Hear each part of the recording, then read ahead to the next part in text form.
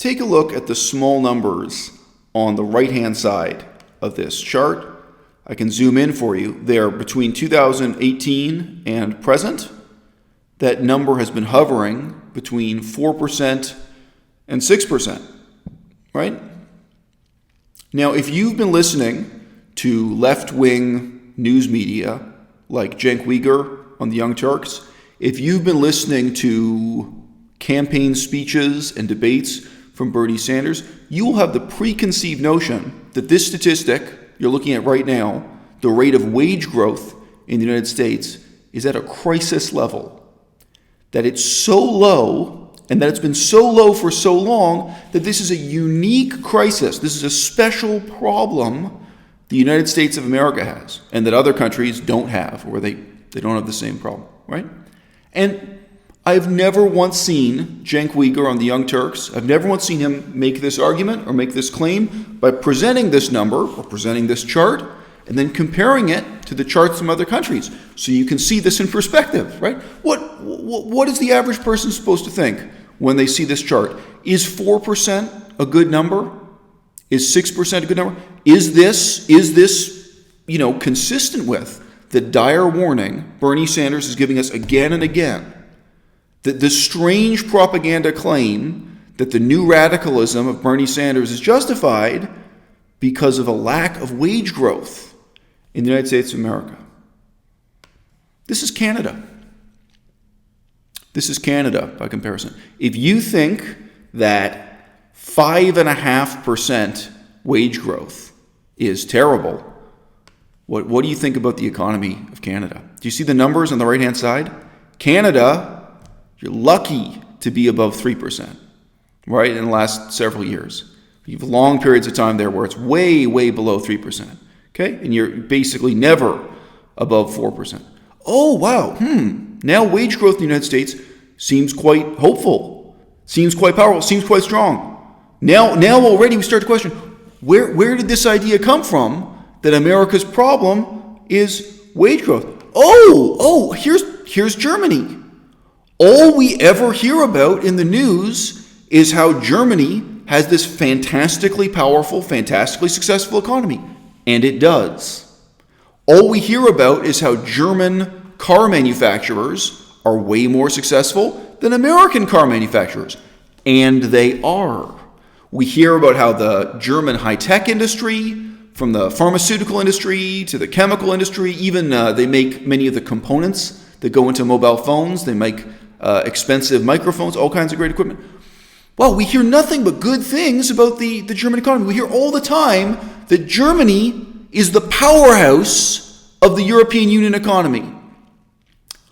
Look at the numbers on the right-hand side of the chart. Wage growth in Germany. You're lucky to reach 2%. Oh, now let's look back at the United States rate of wage growth. And you people have convinced yourselves, because you hear dishonest, carpet-bagging liars like Cenk Uygur and Bernie Sanders lying to you about this day after day after day, you've convinced yourself that America's unique problem, America's economic disadvantage in the world, is low wage growth. If you believe that, if you believe the United States is in a crisis right now because of lack of wage growth in the last 20 years, then what do you think about Germany? What do you think about Canada? Are they on the brink of a socialist revolution? Is the German economy just falling apart because of lack of wage growth when they're lucky to reach 2%?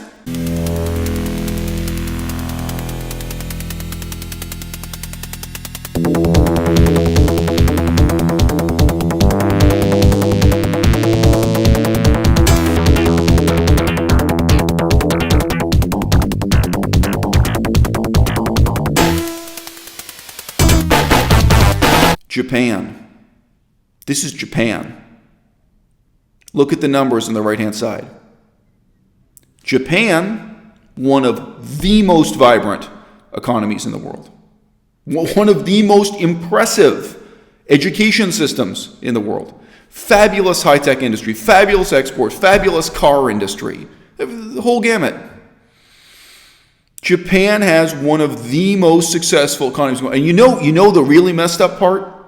there's an argument, very few of you would be willing to hear it, and I think nobody in my audience would be willing to make it. There's an argument you could present that one of the strengths Japan has is that they've actually managed to have low wage growth, right? That they haven't had wages going up and up for all these years. That may be part of the reason why unemployment in Japan is practically zero all the time. They have such low unemployment, and they have such a vibrant economy. They have such great export-oriented industries, despite competing with China. They have to compete with China and Malaysia and Indonesia and Vietnam, and they're still doing great. And you know what?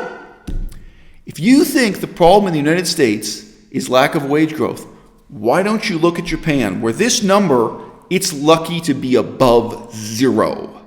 All right, over 2012 to present, Japan wage growth hovering around zero. Now I have to put in a footnote here. Japan does not measure wage growth by the same metric the United States does. Wage growth doesn't have a standardized measure the same way gross domestic product does. It's not like there's one simple mathematical formula and all these countries are doing it the same way. They're not. However, in broad brushstrokes, what I'm saying here is true, and claims made about wage growth that are now a major plank of left-wing propaganda used by Bernie Sanders and used by Cenk Uygur. I don't think those guys, I don't think they even think about what is the argument, like what's the basis for this and what are they driving towards. This has become a mainstay of propaganda, repeated day after day after day. And I hear people echoing it back to me, unquestioningly. And we can explode it. Just a quick Google search and look at some charts. Oh, Financial Times, U.S. wage growth stable at 3.1%.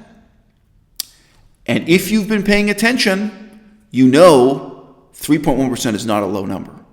Not for Canada, not for Germany, not for Japan. And in fact, the whole continent of Africa, this isn't one country, so weighted average for the whole continent of Africa, year 2000 to 2009. Does that look like a problem in terms of wage growth? Oh, the Middle East, 2000 to 2009. Does that look like a crisis? Does that look like it would cause political instability due to lack of wage growth? Now let's look again. Let's look again at that American and German chart for wage growth. Let's ask ourselves whether or not the rate of wage growth in the United States is really a problem, whether or not the rate of wage growth in Germany is a problem. Right? I have people sending me excuses for Bernie Sanders, and they're well-intentioned. They're people saying things like, well, Bernie Sanders isn't a researcher. I mean, Bernie Sanders can't be expected to really do research about these things. Bernie Sanders can't be expected to have a skeptical mind about things he found out about decades ago and that he's been repeating again and again. He can't be expected to question whether or not his own beliefs and conclusions and propaganda message is really true. Well, for one thing, you're putting your expectations of Bernie Sanders shockingly low. Okay, this is already one problem. But then the other question is, what's your excuse for Cenk Uygur, right? When I look at Cenk Uygur, I feel the exact opposite way about him as most of the people in my audience and most people in his audience. I think most people on the internet who watch this stuff, they really appreciate Cenk Uygur's contribution to journalism. They appreciate the entertainment and political commentary he provides, but they regard his political career as kind of a joke, as kind of a distraction. I feel the other way around about it. I think Cenk Uygur has an incredibly important message to deliver about corruption, what he calls money in politics. I think he has an incredibly important political platform, not just in standing for office and election now, but also he's created various foundations really targeting this issue, really trying to communicate to the public. All of your problems, left-wing and right-wing in the United States of America, are linked to the fundamental problem that you have cash and carry government, that people pay for influence, that the private sector can buy outcomes, can buy policy decisions, that you really fundamentally need to change much more in American politics, much more than just campaign finance reforms. You need to challenge the assumptions on which the whole system. I think that's a fundamentally brilliant, important, wholesome political message that Cenk Uygur, as a politician, he seems to be at the beginning of his career as a politician, not at the end. I support him on that 100%. Unfortunately, as a journalist, I think he has absolutely no credibility whatsoever. I think he's someone who comes on camera and has none of the self-discipline and none of the self-doubt and none of the skepticism and none of the intellectual rigor and none of the honesty necessary to do this job I'm basically doing for you right now for free. I'm getting paid like $5 a month at this point by Google, but I still have the honesty, I still have the rigor to just do this little bit of a Google search, to just question a piece of propaganda that I have heard repeated out of Cenk Uygur's mouth again and again and again on an almost daily basis for years. Cenk Uygur is the same guy who will come on camera and deadpan serious lie to you about the Central Park Five. And the most fundamental lie is that he'll pretend he knows what he's talking about when he never once read the police reports, he never once read the court decisions, he never once read the interviews and the confessions with the criminals. He never did the 15 minutes of research that I did on it. And you know what? At some point, we have to stop holding our political leaders to such abysmally low standards. It's not enough to say Bernie Sanders is better than Donald Trump. We have to move forward to saying either Bernie Sanders is right or he's wrong. Either Bernie Sanders knows what he's talking about or he does not. Either something is truth or fiction. And if you're dealing with fiction, you tell me. Are these lies well-intentioned? Or is there some other agenda here?